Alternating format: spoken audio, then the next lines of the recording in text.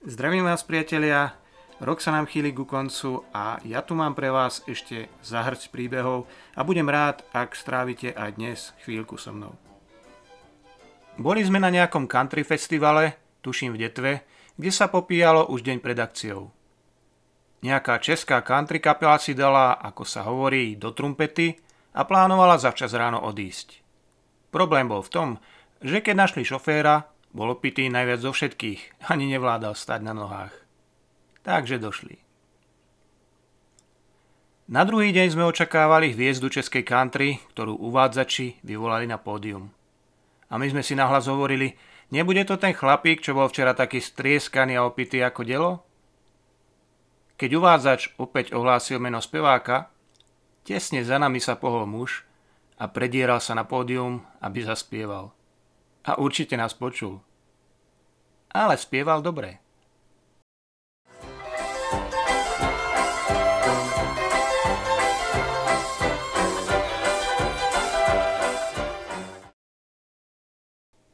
Rád spomínam na natáčanie bláznivých filmových paródií s filmovým klubom Urtika zo Žihľavy. A niekedy nás to zaviedlo aj na netradičné miesta. Napríklad raz sa filmovalo v psychiatrickej liečebni v Kirti, kde dostali menšie úlohy aj miestni pacienti. S kamarátom sme sa tam ponáhľali trochu dopredu pred ostatnými, aby sme si odskočili na toaletu. Privítal nás solídny pán, ktorý sa predstavil ako riaditeľ a potom nás ochotne viedol cez areál. No keď sme už hodnú chvíľu kade-tade chodili, ráslo v nás podozrenie a obrátili sme sa na neho so slovami: A určite ste tu riaditeľom?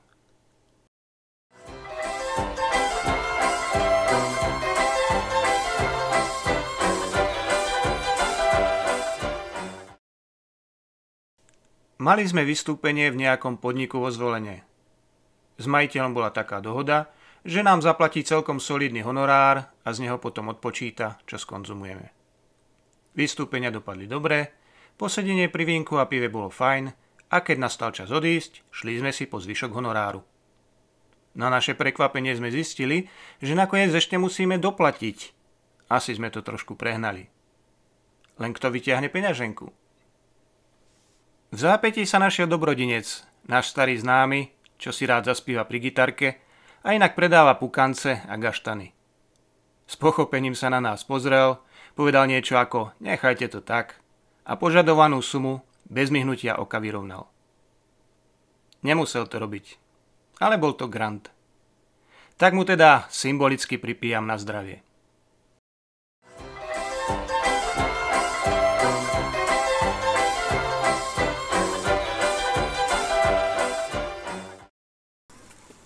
Na toto obdobie sa hodí spomienka na vítanie Mikuláša s koubojmi.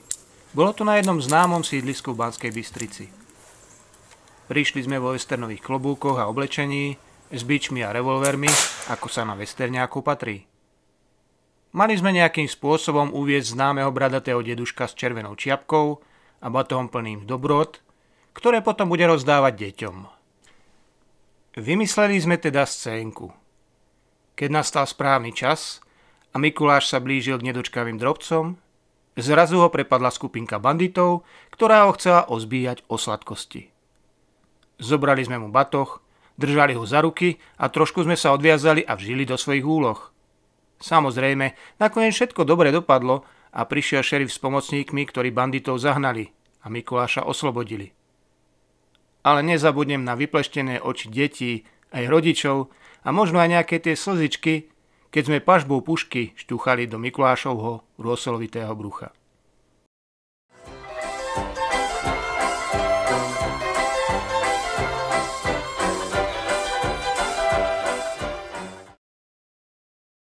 No a vy nezabudnite na svojich blízkych a prejavte im svoju náklonnosť a lásku. A nie len na Vianoce. Obzvlášť v dnešnej dobe je to cenné. A neprejedajte sa koláčmi. Alebo